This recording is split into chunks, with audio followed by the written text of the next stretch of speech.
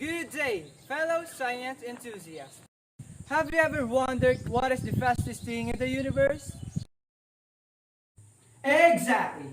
Light is the fastest thing in the universe. It travels at a speed of 299,792,458 kilometers per second, or approximately to 3 times 10 raised to 8 meters per second.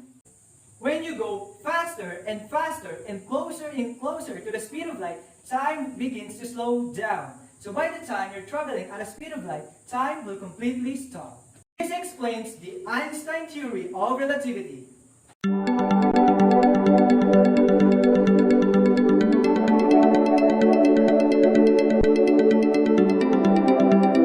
In 1905, the theory of special relativity was developed by Albert Einstein, which explains how space and time are linked for objects that are moving at a consistent speed in a straight line. One of its most famous aspects concerns on moving at a speed of light. Time plays a huge role in this theory, but first, let us define time. In physics, time is defined as the progression of events from the past to the present into the future. It is not something we cannot see, touch, or taste, but we can measure its passage. Einstein said that time is relative. That's why all things in the universe experience the phenomenon of relative motion except for light.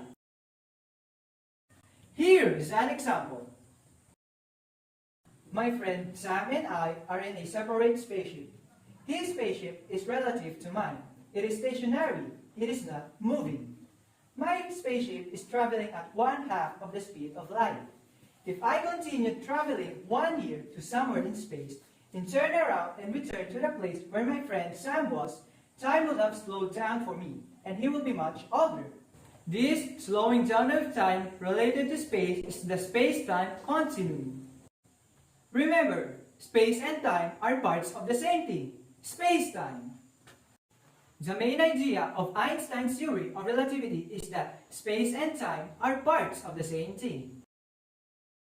One of the most famous equations of all times comes from special relativity.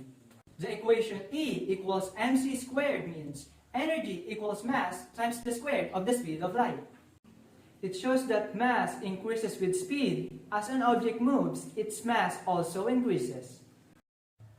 This theory made us realize that time is like a river. You cannot touch the same water twice because the flow that has been passed will never pass again.